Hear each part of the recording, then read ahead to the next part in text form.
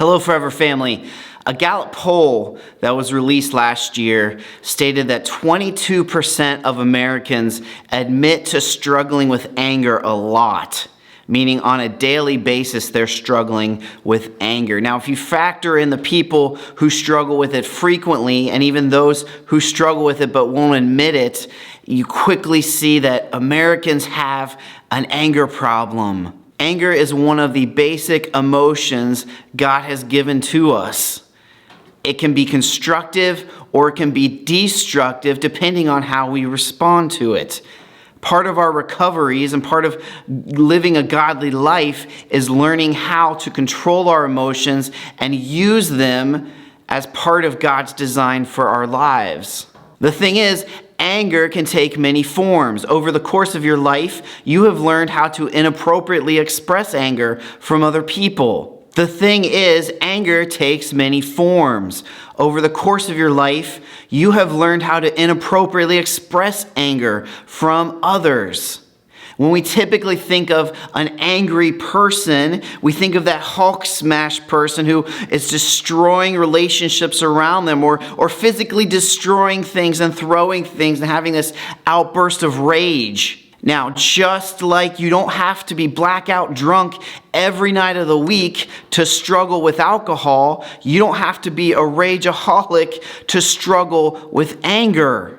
The Hulk smash is only one part of anger. There is another equally destructive form of anger, and that's stuffing it down deep inside. All anger, if allowed to continue in our hearts, will continue to destructively affect our behaviors, our attitudes, and our relationships. Maybe you struggle with rage and maybe you have those outbursts of anger. Maybe your body has even actually become addicted to that feeling. You get a sense of euphoria every time you have an outburst of rage. It's a release for you. It's a destructive release. In the same way, if you are silent and you have that inner anger inside you, your body becomes adapted to that and you need that rush, that feeling. And it becomes a feeling of resentment and then a feeling of justification. We're justifying our own anger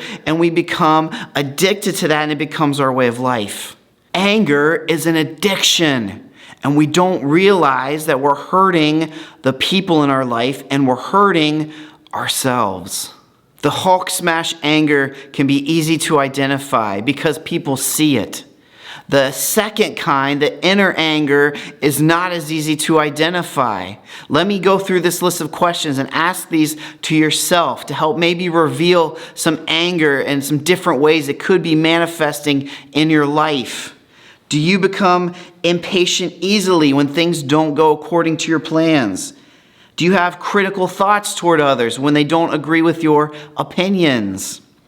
When you're upset, do you shut down any communication with them or you withdraw entirely? That's called stonewalling. You just stop communicating. I'm guilty of that. Do you feel frustrated when you see someone else having an easier time than you? Do you not easily forget when someone does you wrong? Do you struggle emotionally in life with things that aren't fair? Do you sometimes blame others for your problems? More often than not, do you use sarcasm as your sense of humor? Guilty? Do you act kind on the outside, but on the inside, you feel bitterness and resentment? These are just a few questions to evaluate yourself. How is anger coming out in your life? Or how are you suppressing your anger in an unhealthy way? James chapter 1 tells us, "My dear brothers and sisters, take note of this. Everyone should be quick to listen, slow to speak, and slow to become angry, because human anger does not produce the righteousness that God desires." When you realize the ways that anger takes root in your life, you have to start by taking responsibility for it. Take responsibility for the toxic patterns in your life. It's only then when we admit we're powerless over our behavior that Jesus Christ is able to help us correct our course of action. Take responsibility and evaluate the anger. As I said earlier, there's constructive anger and destructive behavior. Healthy anger focuses on protecting yourself and protecting others. Destructive or unhealthy anger focuses on your resentments, and that's only going to lead to you wanting to get revenge. It is healthy to talk about and express your anger, but you need to realize that anger is your emotion and your feeling, and it has to stop there and not become an action. You have to recognize anger as your own emotion and avoid wanting to hurt the objects of your anger. Recognizing your anger as an emotion might even help you reveal what hurt habit or hang-up is lurking behind the anger. Remember, it is what you do with your feelings and emotions that will allow you to fall into sin. We have to check the motives behind our behavior. Rudeness in the name of being honest is still rudeness. Ephesians 4:31 says, "Get rid of all bitterness, rage, and anger, brawling and slander, along with every form of malice." Going through step study for me personally revealed the anger I was carrying. And I still struggle with anger. I'm not the kind to have an outburst, Hulk smash fit of anger. I'm the kind that stonewalls, that retreats, that withdraws. I get quiet. And step study for me opened up my eyes to realize I'm struggling with anger just as much as the person who wants to throw something across the room.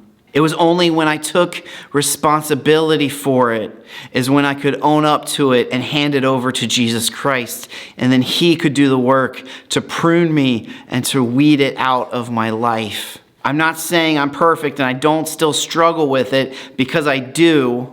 But when it comes, I'm able to shut it down faster now, and I'm able to identify it for what it really is. Anger takes many forms, and it can look like a lot of things. Sometimes it hides in our life, and we don't even admit or say we have a problem with anger because we're not even recognizing it.